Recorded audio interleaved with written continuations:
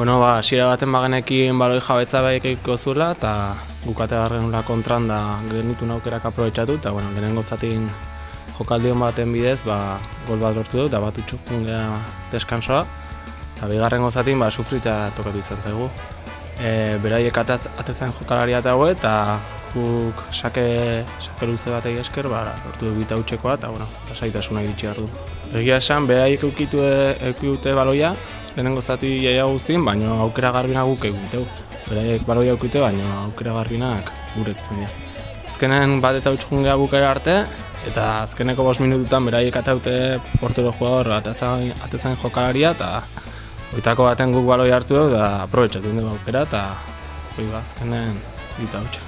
Guain 7. gaude, beste batzukin empatatuta, eta guain ikusiko aurrengo partidotan goraka juteko aukera daukagun, edo hor mantenduko gehan, baina gure zea hundina da atzekok urrun uztea eta aurreak abidatzea. Hasieran endikak esan du bezala paloia eukio bastante denboa, eta gu kontratan aprobetxatu egola aukerak eukitzeko.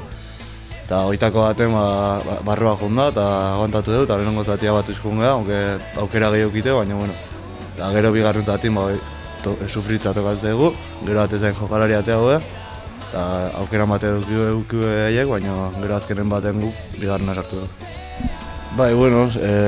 Sufritu dugu lehenengo zatin, baina gehien bat nik uste bigarren zatin gehiago sufritu dugu bukaeran, ze behaiek jokalari egoenak baloiakin behaiek responsabilia hartu dugu, eta gehiago nik uste bigarren zatin sufritu dugu. Gaina astea eukidu bastante zaila eta importantea izan da, eta ekipo bastante zaila uste duzkeula gaina, eta errondo jute zegoen.